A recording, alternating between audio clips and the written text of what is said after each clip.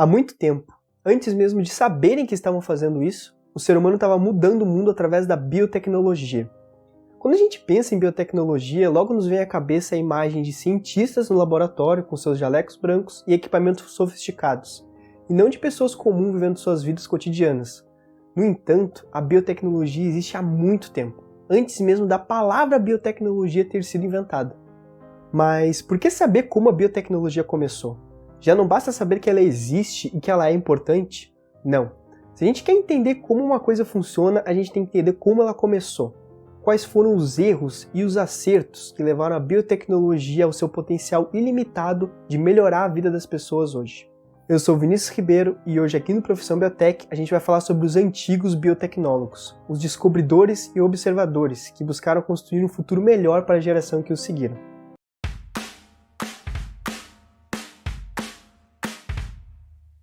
A origem da biotecnologia está atrelada ao início da civilização humana, e ela surgiu por uma necessidade. Os seres humanos eles viviam como caçadores-coletores. Eles caçavam animais ou comiam carcaças que encontravam por aí. E também comiam raízes, plantas e frutas. No entanto, durante períodos de climas mais severos, como o inverno ou a seca, esses alimentos não estavam tão disponíveis assim. E aí surgiu a tal necessidade, o que levou à domesticação das plantas para produzir alimentos, a chamada Revolução Agrícola, que aconteceu aproximadamente 12 mil anos antes da Era Comum. É importante lembrar que o ser humano ele não sabia ao certo o que ele estava fazendo. Era tudo muito novo. Mas aos poucos ele foi observando os padrões e também explorando as possibilidades de se cultivar os alimentos próximos dos seus abrigos.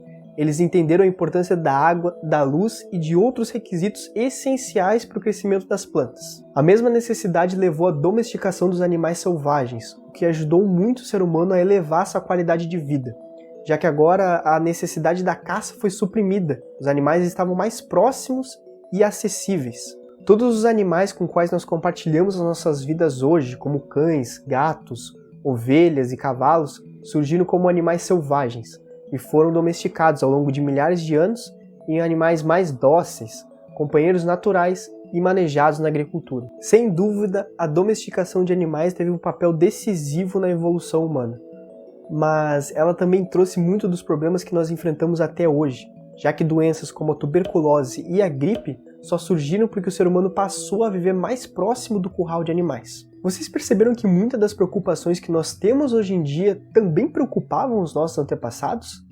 Casa, comida e pets. É bastante claro que as nossas sociedades elas foram moldadas a partir dessas novas responsabilidades que surgiram. Após a domesticação das plantas e dos animais, os seres humanos eles deram início a uma nova era de descobertas com a fermentação, processo pelo qual os micro-organismos transformam compostos orgânicos complexos, como os açúcares, em substâncias mais simples, como o etanol e o ácido lático. Dá-se início então o desenvolvimento de novos produtos, como o pão, vinho, cerveja, queijo e o vinagre. O ser humano ele não sabia como a fermentação funcionava, ele sequer sabia da existência dos micro-organismos. E por essa razão, muitas civilizações antigas associavam a fermentação como sendo um presente dos deuses. Muitas divindades eram relacionadas aos produtos fermentados, como Dionísio, Aristeu e Osíris.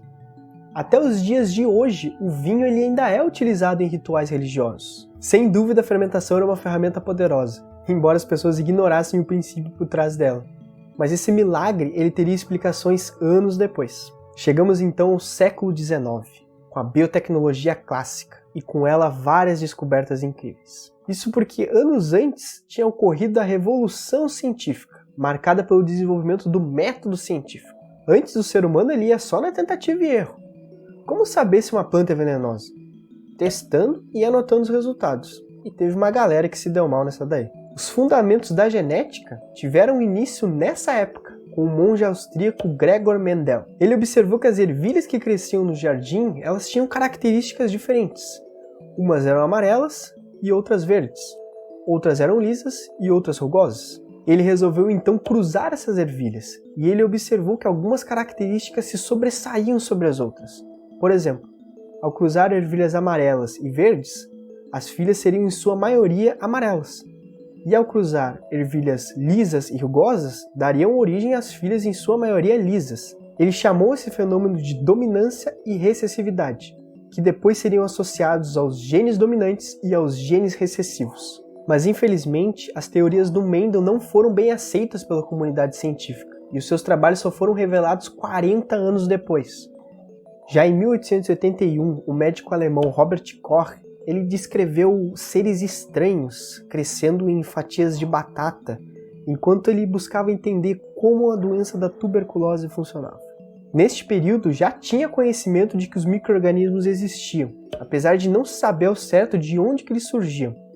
E tinha gente que falava que eles surgiam espontaneamente, chamada abiogênese. O Koch ele conseguiu desenvolver uma cultura desses micro-organismos, e ele conseguiu finalmente a última prova de que ele precisava. O tal micro-organismo, denominado de Mycobacterium tuberculosis, tinha sido cultivado fora de um hospedeiro, e ele era o causador da tuberculose. Outras descobertas importantes nesse período foram o desenvolvimento da vacina da varíola pelo Edward Jenner e da vacina da raiva pelo Louis Pasteur.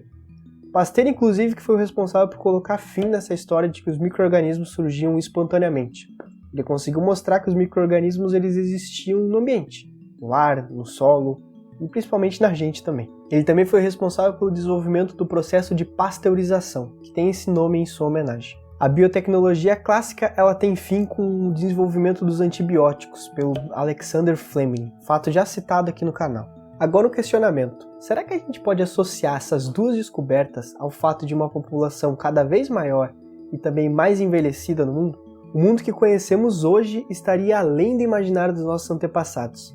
Embora o que tenha acontecido no passado tenha começado quase como um acidente, essas primeiras descobertas elas abriram um caminho para quase tudo que a gente conhece hoje. A biotecnologia do passado, ela começa com uma necessidade, a sobrevivência, e termina com uma pergunta: quais os desafios que a gente vai enfrentar no futuro? A qualidade de vida, conforto e a solução de problemas que o próprio ser humano criou são as pautas da biotecnologia moderna, que é aquela que é marcada por... Bom, a gente pode ter uma ideia do que ela produziu até o momento.